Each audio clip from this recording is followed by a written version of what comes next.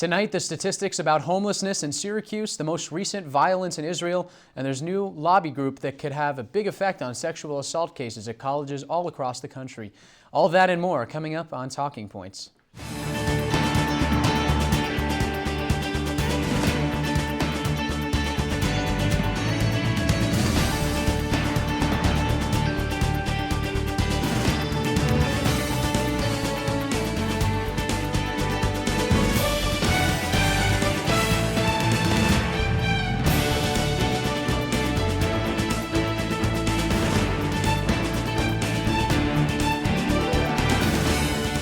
Good evening, and thanks for joining us. I'm Max Darrow, your host, and here are this week's top talking points. The mayor of Syracuse, Stephanie Miner, has raised the minimum wage to $15 per hour for city workers. Now, this will affect about 60 employees. Some of the workers, including parking checkers, information aides, and laborers, received as little as $8.75 an hour before the raise. Representative Paul Ryan is officially running to be Speaker of the House. He wrote a letter to his colleagues today saying he will seek the position. Ryan has the support of 3 caucuses within Congress. And a mass 3-day family reunion between North and South Korean families has come to a close. Roughly 390 South Koreans traveled to a mountain resort in North Korea to reunite with family members they had not seen or heard from since the end of the Korean War in 1953.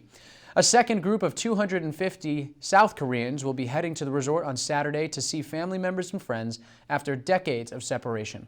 Now, those are your top talking points for this week. We'll be right back.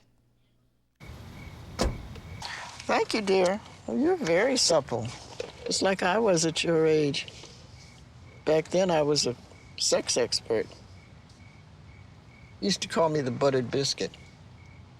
I know about birth control, too. So you can ask me anything, baby. Bedsider.org has birth control information and a lot more. And it's... Have you had sex in this car yet?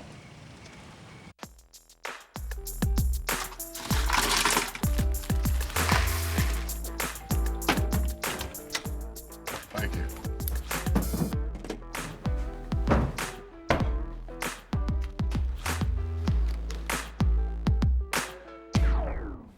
You got a king? Go fish! In your face! In your face! The smallest moments can have the biggest impact on a child's life. Take time to be a dad today.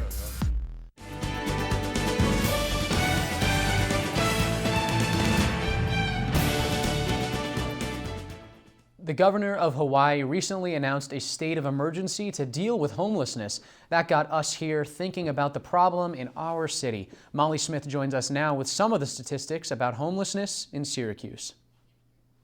Thanks, Max. Now here's a brief snapshot of what we're looking at when it comes to homelessness in Onondaga County. More than 400 individuals and families are homeless and currently reside in shelters. However, that number does not account for the many more who are considered couch surfers and hop from place to place. This population is especially critical in our next figure, the 1,700 young people in the county who don't have permanent housing, as many of them fall under that classification. These statistics were gathered by the Housing and Homeless Coalition of Onondaga County, which serves as a link between homeless services providers and human services provider in both the public and private sectors to address the homeless and housing vulnerable populations. Some of the members of the coalition include the Catholic Charities, the Syracuse Common Council, and Housing and Urban Development. Together, they've created the Homeless and Housing Vulnerable Task Force, in which in turn has together put a 10-year plan to end homelessness in Onondaga County. Now, part of the plan included compiling 3 common areas of need to address this population. The first being affordable housing, namely concerning access and accessibility to these options. The next is education, training, vocational, and employment services, which is mainly targeted at preparing the homeless for assimilating back into the economy and developing useful skills.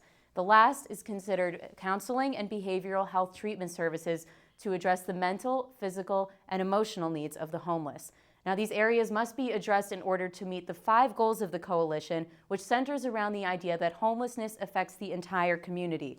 These goals are to increase civic engagement, access to affordable housing, increasing economic security, improving health and stability, and lastly, retooling the homeless crisis in the response system. So Molly, you mentioned that this is a community-wide issue. Who else is affected besides those without homes? Right, so obviously when we talk about homeless, first we think of it as a social issue. You know, the homeless are part of our community and we live around them, and whether we realize it or not, we're interacting with them at some level. But it's also an issue of the economy and business. You know, where these people reside, these different encampments, are close to local businesses. And eventually, you know, some business owners have cited that the homeless have driven away business, that they're a distraction and they urinate and defecate on the property. So it affects many aspects of the community. So what is the main strategy then that these groups are pursuing? So what the coalition in City Hall has decided upon is called the Housing First strategy. The idea is to get the homeless into shelters first and then address the problems that got them to the streets later. A lot of these people in this population have mental health issues, criminal backgrounds, drug addictions, and the idea is to get them into the shelter first and then deal with these problems later.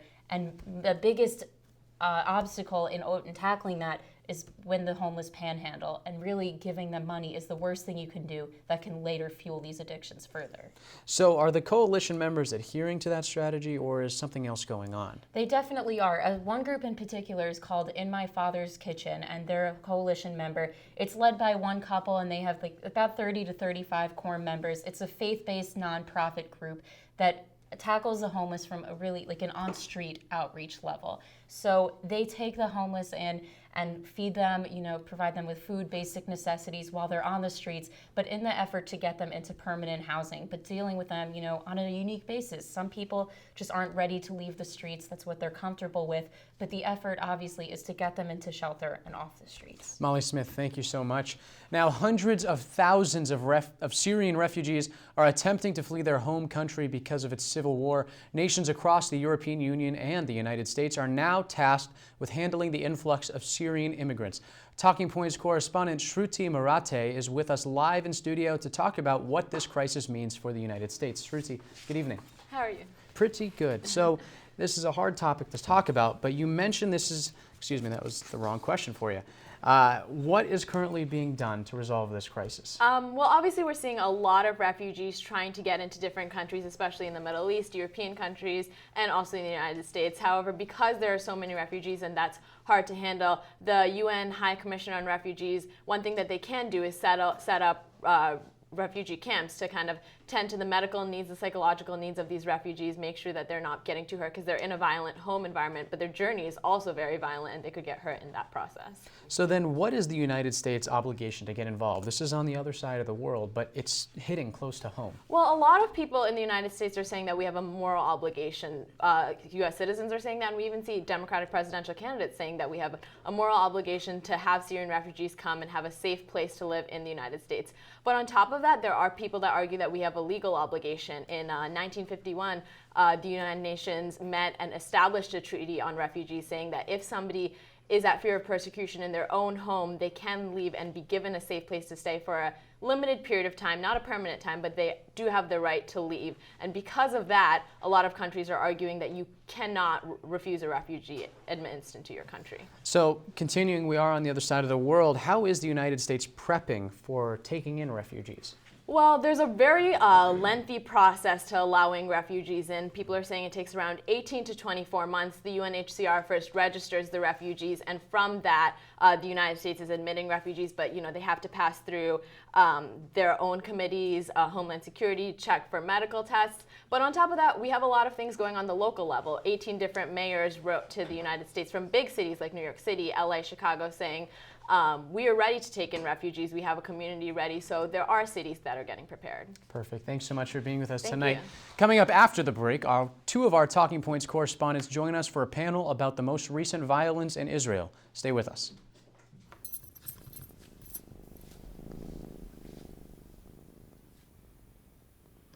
There's a shelter pet who wants to meet you. Meet one today. Visit theshelterpetproject.org. Adopt.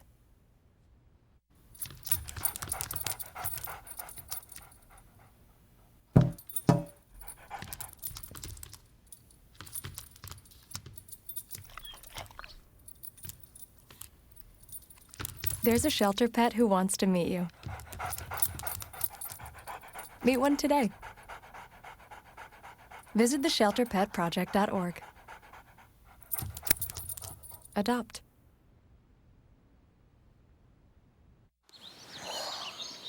Staring contest. You still got it.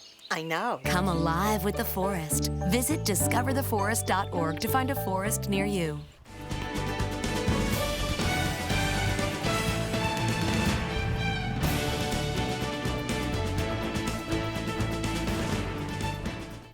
For the first time in nearly a decade, Canada has a new Prime Minister. Talking Points correspondent Ray Merrick is here to tell us about the surprising outcome of Canada's 42nd general election. Ray, good evening. Thanks, Max. Since February of 2006, former Prime Minister Stephen Harper and his Conservative Party have dominated Canadian politics. Harper has won the past 3 general elections, most recently in 2011 by a landslide victory. But on Monday, after a record-long 78-day election cycle, the nearly 10-year run of Harper's administration came to an end. The Liberal Party took control and won 184 seats in the election, 14 more seats than are required for a majority in Parliament.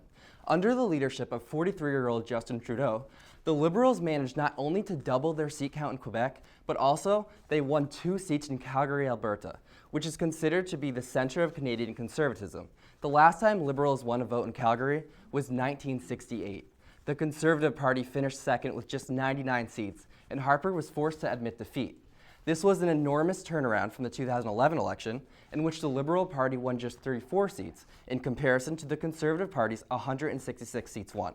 As this graph shows, a number of factors may have also contributed to Canadian voters' change of heart. Harper had lost traction with voters due to a decline in economic growth, a slow response to the Syrian refugee crisis, and accusations of racial bias. The new leadership is expected to impact the United States. Mr. Trudeau says his government will make a concentrated effort to broaden relations with the U.S. beyond just the Keystone Pipeline. The 2 leaders are expected to work together to address climate change and to combat terrorism. But just a day into office, Prime Minister Trudeau spoke with President Obama on the phone and informed him that Canada will withdraw military jets from the U.S. bombing raid effort against the Islamic State in Syria. While the new Canadian government is expected to increase transparency with the United States, the extent of that relationship is uncertain. Back to you, Max. Thank you, Ray. Many are calling it the War of the Knives. Over the past few weeks in Israel and its occupied territories, a series of violent attacks on citizens and clashes between Israeli police and Palestinians have reignited the violence in the region. Here to explain the situation are Thomas Beckley Forrest and Elijah Sama. Gentlemen, thank you for being with us tonight. Nice to be with you. So what are the events then that has sparked this renewed wave of violence? Well, Max, the recent events that have sparked this renewed wave of violence have been the occupation of the Al-Aqsa Mosque in eastern Jerusalem by right-wing Israeli groups. This has really set off a lot of pre-existing Palestinian tension in the region and has led to the death of 8 Israelis and 50 Palestinians, as well as injuring 83 Israelis and over 2,000 Palestinians. So many have called Israel's response to the current protests excessive. What are the actions then that are prompting these calls? Well, the actions that have mainly prompted this calls are reports that there have been a lot of preemptive arrests. Many Israeli police are arresting Palestinian protesters before they've even been to the protest. For example, a group of teenagers were arrested simply for carrying onions. Onions are a common tool used to treat tear gas. So because they were carrying these onions, they thought they were going to go to the protest and use the onions to treat tear gas. And it's also worth noting that Israeli authorities have essentially condoned the occupation of the Al-Aqsa Mosque, which is deemed by not only Palestinian citizens, but also by other Arab nations as extremely disrespectful to the Palestinian people. And the restriction of movement of Palestinian citizens within Jerusalem is of note. Definitely. So zooming out, is this part of a larger trend in Israeli-Palestinian relations? Well, currently I think we're seeing a rise in right-wing Israeli nationalism. For example, the Prime Minister of Justice in Israel recently said that she does not believe that a 2-state solution is currently possible, which is a pretty bold statement at this time. Benjamin Netanyahu has also said that he is, end quote, "We are preserving the status quo and we will continue to do so." And 4 Israeli citizens, including the commercial hub of Tel Aviv, have recently banned Arab workers from working in schools when students are present, which shows a clear racial bias. So there's just a kind of a continued pattern of discrimination and coercive policy towards Palestinian citizens is kind of indicative of a larger trend. So Thomas, going to you, what is the response then the international community is giving the Israeli activity? Well, the response is definitely from certain quarters, one of intense criticism from human rights groups, from even the U.S. State Department. Pretty much since last summer, the kind of heated bombing campaign against Hamas was kind of marked a sea change in criticism of Israel. Across European nations especially, public opinion was incredibly anti-Israel, and violent protests often kind of accentuated that. As far as the U.S., even though the United States State Department, in their report on human rights this year, criticized Israel of many human rights abuses, there's still a very mixed response within the United States. Thank you for being with us tonight, gentlemen. This past July, Iran made a crucial step in reducing its nuclear weapons program. Talking Points correspondent Johnny Oliver tells us that despite this progress, Iran still has plenty of work to do. Johnny, thanks for being with us. Iran is currently taking steps to reduce its nuclear weapons stockpile. During July, the country made an international agreement that if it began to dismantle its nuclear weapons, then the U.S. and other countries would lift economic sanctions. The European Union would lift an oil embargo, but the biggest sanction to be lifted would allow Iran to participate in an electronic banking system that is crucial to international finance. Iran violated the agreement just last week by testing a ballistic missile. This past Sunday marked the day Iran was supposed to adopt its plan to get rid of its nuclear materials. Iran plans to reduce its quantity of enriched uranium by more than 90%, get rid of about 14,000 machines that have the ability to enrich uranium, and take apart one massive nuclear reactor in Iraq. The negotiations took about 2 years, and the biggest sticking point was the nuclear reactor in Iraq. Iran expects the process to take 2 months, while the U.S. predicts it will take more than 6 months. But some U.S. officials are still skeptical. One U.S. official told the Huffington Post that there is a long pattern of Iran ignoring the United Nations Security Council's resolutions. Should Iran follow through with its promises, the nuclear bans on the country would last 8 years. And coming up after the break, we'll take a look at one of the newest lobby groups in Washington and find out what they're trying to achieve. Don't go away. Don't look at me. Your hair's a bit frizzy today. Aww. You should pick that up. Oh, you're such a dork. Loser. Here, let me help you with that. Oops. Every day, kids witness bullying. Oh, look. Your crush is looking at you. Poor you. They want to help, but don't know how. See, no one here's gonna help you, because no one Teach your likes kids how to be more than a bystander. Visit stopbullying.gov. I grew up in the housing projects of Cleveland. I didn't even know that life could be any better than it was. Education for me has been a way to get away from the agony of what was normal life. I want to be able to impact the community, not just look back on where I came from, but to reach back to where I came from and pull some people up with me.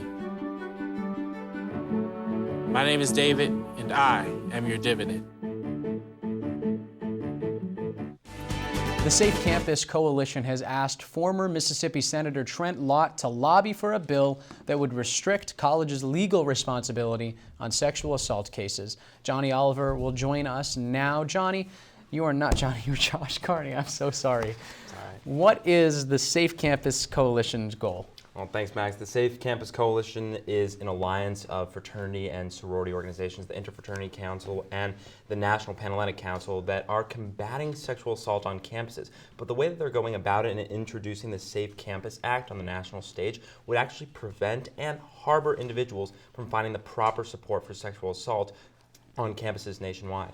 So why is this legislation being introduced then? The legislation is being introduced to change the definitions from what the current standard is, the preponderance of evidence, to beyond a reasonable doubt. Now, the preponderance of evidence statement is under this standard, an adjudicator must be 51% or more certain the accused is guilty, making it more likely that the student will be found in violation.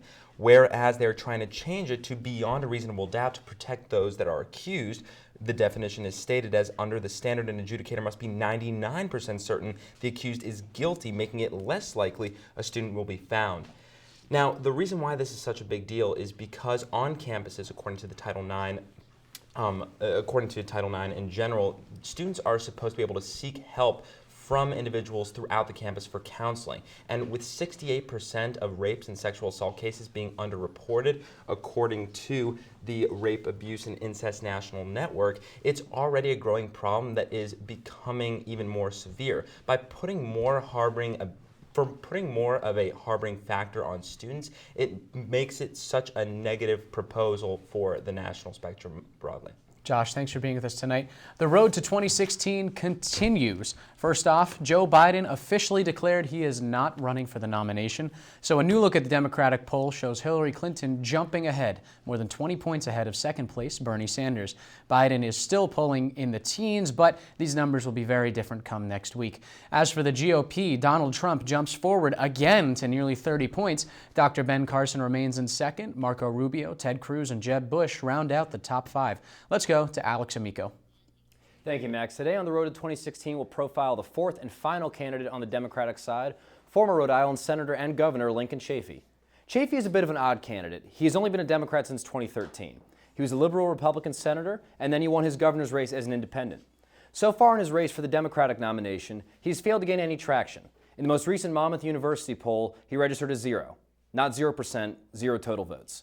He isn't faring much better in campaign finance. He's one of the only candidates without a super PAC, and according to FEC reports, he's raised $15,000 from 10 major donors, with $4,100 coming from Chafee himself. To make a comparison, Bernie Sanders, another candidate without a super PAC, has raised $26.2 million from 650,000 donors. To be blunt, Chafee is running a campaign that is hard to pin down.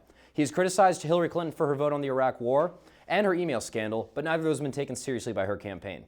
After the exit from the race of former Virginia Senator Jim Webb this week, all eyes now turn to Chafee to narrow the field to 3. For the Republicans, we take a look at Texas Senator Ted Cruz. While drawing the ire of Democrats and many Republicans for being an architect behind the 2013 government shutdown, he has used that to tout his role as an outsider and his commitment to repealing Obamacare.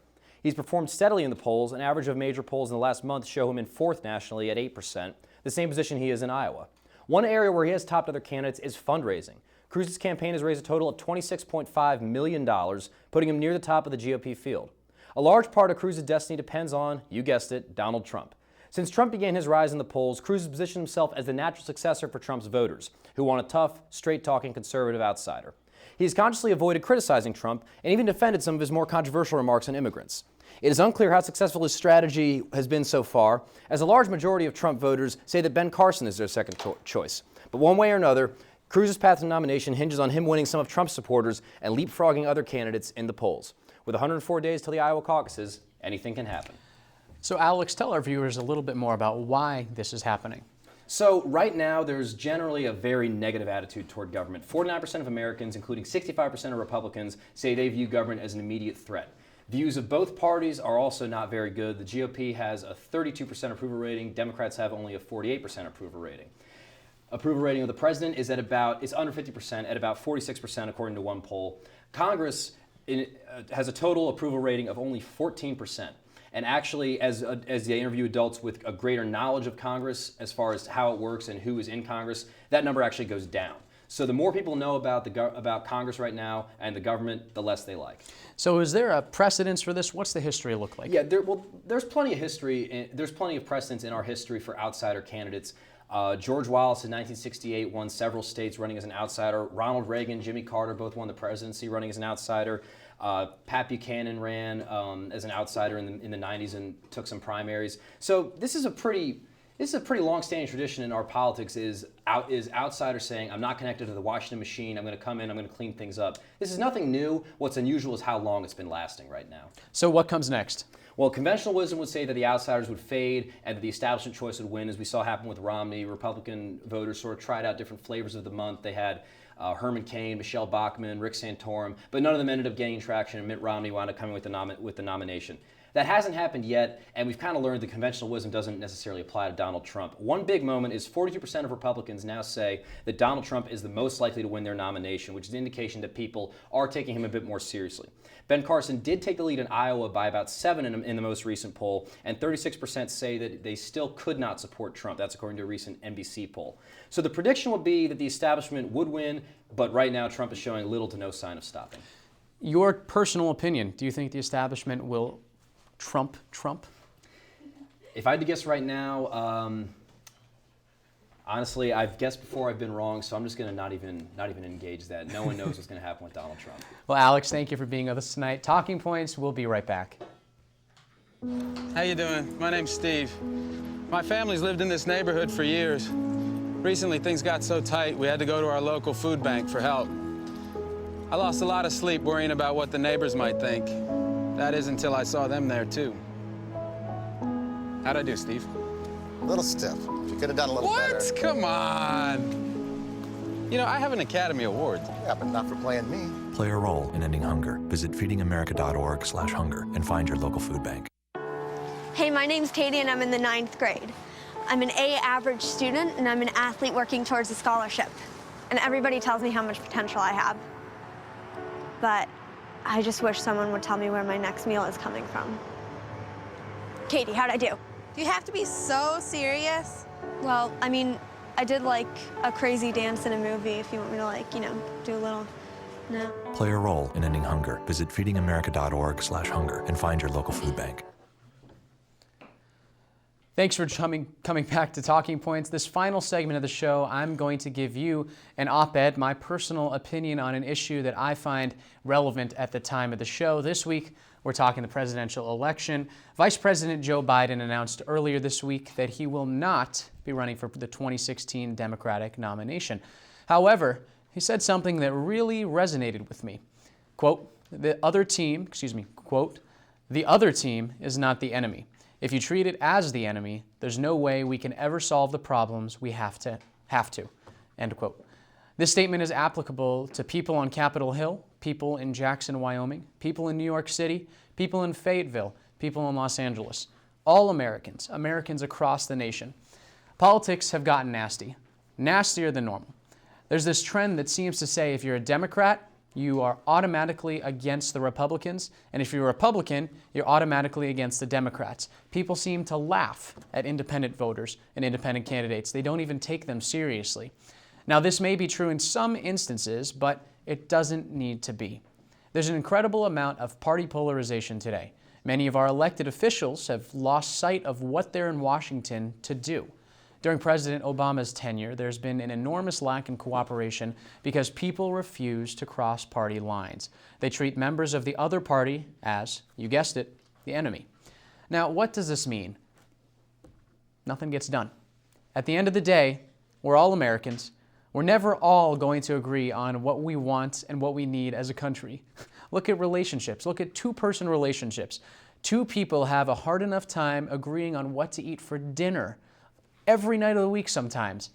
But as a country, we need to stay one, and we need to work together to move forward on issues that have been debated for decades and decades. We're all on the same team. It's about time we start working together. This is an issue that I hope that our next president will be able to start fixing. I hope our next president, whoever it may be, Hillary Clinton, Donald Trump, Ben Carson, Marco Rubio, Jeb Bush, Bernie Sanders, I hope they'll be able to unite the country because it's about time that we start working together as one team, one nation. That's all I have for you tonight. Thanks for tuning in to Talking Points. You can check us out on all of our social media platforms, Facebook, Twitter, the Talking Points blog. Don't forget to tune into Citrus TV News live at 6 tomorrow night. From all of us here at Citrus TV News, I'm Max Darrow. Please enjoy the rest of your evening, Syracuse.